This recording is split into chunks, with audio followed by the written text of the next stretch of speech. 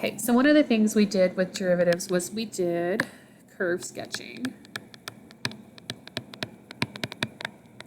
Most of the time on the AP exam, what that looks like is if you're given the graph of f, can you pick the graph of f prime? If you're given the graph of f prime, can you pick the graph of f? So here's some things we want to keep in mind. If you're going from f to f prime, it's going to lose a turn. So like if f has 3 turns in the graph, f prime is going to have 2 turns. If f has 1 turn, f prime is not going to have any turns on the graph. Things like maxes and mins, and then increasing, decreasing are actually like visible on the graph. So areas where it's increasing, you can see that. Areas where it's decreasing, you can see that. So we want to remember that increasing is going to indicate that f prime is positive, and then decreasing is going to indicate f prime is negative. And then same thing with some like concavity and points of inflection. Concavity and POIs are going to be visible on the graph. If it's concave up, your second derivative is positive. If it's concave down, your second derivative is negative. Now, like if you're given f prime and you need to find f, instead of losing a turn, you need to think that's going to gain a turn. So if f prime looks like a parabola, f is going to be cubic. It's going to have 2 turns. If f prime has 5 turns, f is going to have 6 turns. And then you're kind of thinking some of the same things you think over here. Where f prime is positive, that means that f is increasing. Where f prime is negative, that means that f is decreasing. Your maxes are going to happen where you change from positive to negative. Your mins are going to happen where you change from negative to positive. If you're going from like f double prime to f prime, it works basically the same way as that. Don't get hung up on like the double prime and the prime stuff. You really just need to focus on how many derivatives are you changing. Last thing, if you're going from like f prime to f double prime, concave up is going to be where f prime is increasing. Concave down is going to be where f prime is decreasing.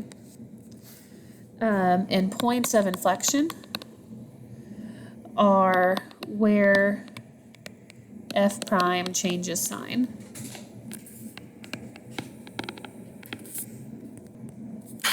Okay, so if we have all of that in mind, let's kind of think through some examples of what that might look like. So let's say this is our graph of f. So maybe we have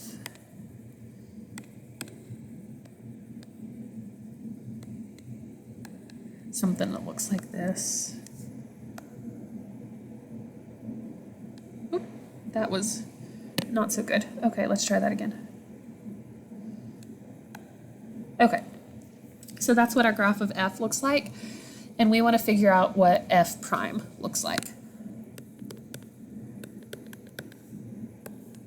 So it may help if I label these like A, B, and C, and A, B, and C are going to come in handy on this graph too.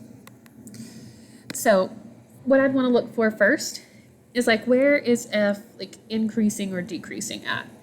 So for increasing, it's increasing from A to B, and then it's increasing from C to infinity.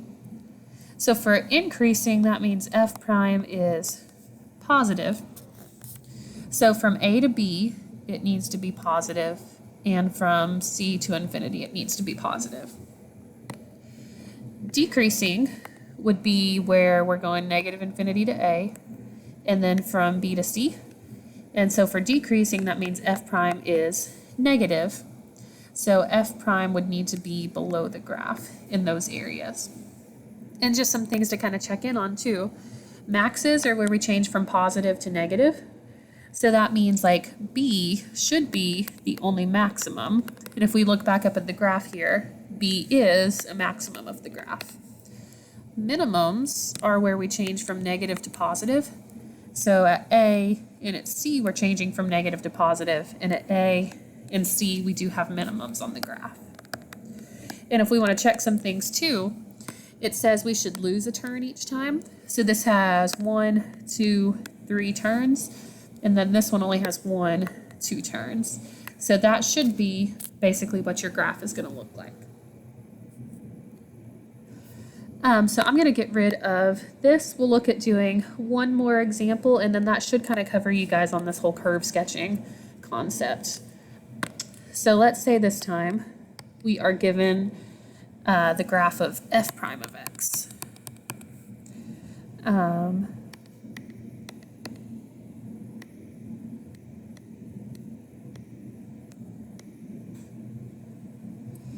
And so this will just be 1 and negative 1. So that's f prime, and we want to find f of x. Okay, so we're going to kind of think the opposite of what we did last time. So wherever f prime is positive, that's going to mean that f is increasing. So f should be increasing in between negative 1 and 1. Where f prime is negative, that means f is going to be decreasing. So it's decreasing in these intervals. Now here would be your critical numbers. So we want to remember this information again. So maximums are where we go positive to negative, so that means this should be a max. Minimums are where we go negative to positive, so that means this should be a min. So it doesn't really matter like where it falls on this graph of f down here, but you know negative 1 should be a minimum, 1 should be a maximum. We know it is increasing from negative 1 to 1. We know it is decreasing from 1 to infinity and negative infinity to negative 1. Or sorry, yeah, that's right.